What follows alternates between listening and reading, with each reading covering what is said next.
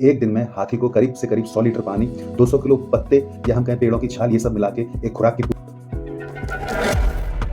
दोस्तों मेरे चैनल पर आप सभी का फिर से स्वागत है। दिवाली की वजह से इस वीडियो में टाइम थोड़ा ज़्यादा लगा क्योंकि थोड़ा बिजी था मैं, आप सभी बिजी होंगे। तो चलिए आपका कीमती समय बर्बाद ना करते हुए सीधे टॉपिक पर आते हैं और एक बहुत ही महत्वपूर्ण जानकारी मैं आपसे शेयर करने जा रहा हूँ। जिस समय पूरा देश महालक्ष्मी जी की पूजा कर रहा था, पूजन कर रहा था, उसी पीरियड में लास्ट 15 दिनों के अंदर 14 हाथियों का मर जाना एक बहुत ही सस्पिशियस मोमेंट क्रिएट करता है। अक्टूबर के तीसरे हफ्ते में छत्तीसगढ़ के रायगढ़ जिले में करंट लगने से 3 हाथी मारे गए। वहीं 26 अक्टूबर को मध्य प्रदेश के बांधवगढ़ में जहरीला पदार्थ खाने से 10 हाथियों का झुंड मारा, जिसमें से 8 मादाएं थीं और 8 मादाओं में से 2 मादाएं गर्भवती थीं।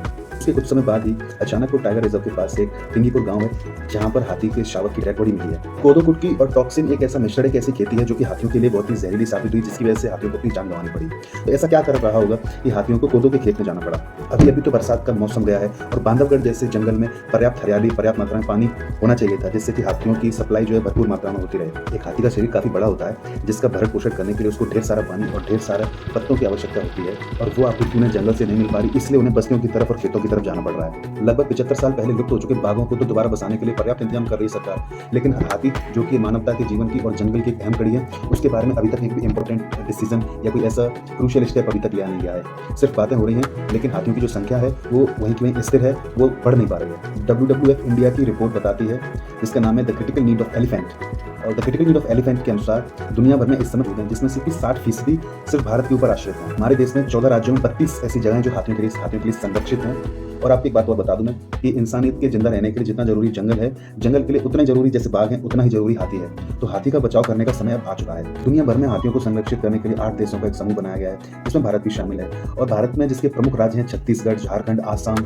जो कि ईस्ट या हम कहें कि पूर्वोत्तर में आते हैं, वहां भी हाथियों की संख्या स्थिर सी हो गई है। और ऐसा क्या कारण रहा है कि हाथियों को मानव बस्तियों की ओर आना पड़ रहा है? ऐसा क्या कारण रहा है कि हाथियों को झुंड ने इंसानों के ऊपर अटैक किया और उनको जान से मारा या घायल किया?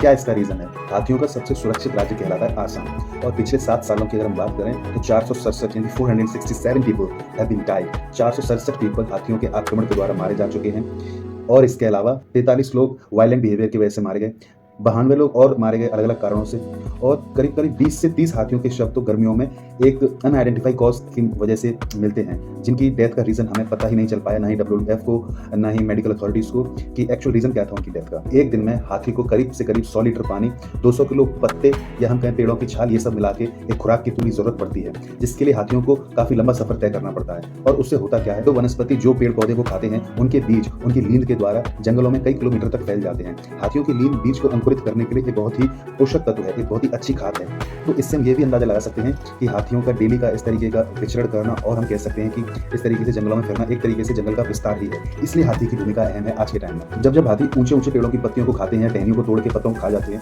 उससे होता ये कि सूरज की जो रोशनी है वो जमीन तक आ पाती है। कहीं ना कहीं कुछ कारणों से सूरज की रोशनी उन पत्तों से रुक जाती है, फिर हाथियों के उनके खाने के बाद वो रोशनी जमीन तक आ जाती है, जिससे कि छोटे छोटे जीव जंतुओं को सूरज की रोशनी उपलब्ध हो पाती है।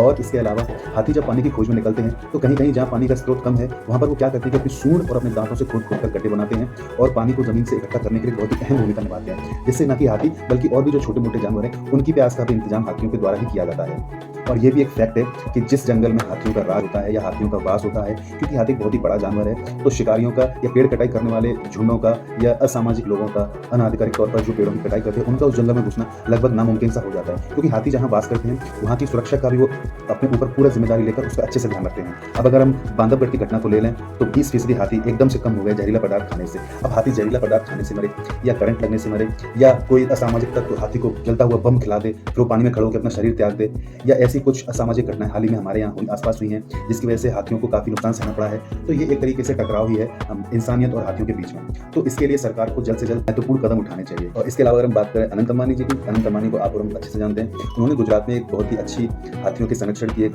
स्कीम, एक योजना, एक आश्रम टाइप का खोल रखा है, जिसमें डेली वो हाथियों के पालन पोषण, उनका मेडिकेयर, उनका सब कुछ ध्यान में रखते हुए उनके ऊपर काफी पैसा खर्च कर रहे हैं। तो इस तरीके के जागरूक लोगों की हमारे समाज को बहुत ज़्यादा जरूरत है, और ये बहुत अहम मुद्दा है जिसके बारे में मैंने आज आपको एक छोटी सी जानकारी दी है। तो आपसे विनती है कि अगर वीडियो आपको पसंद आए तो मेरे चैनल को सब्सक्राइब जरूर कीजिए, वीडियो को लाइक और शेयर कीजिए। Thank you.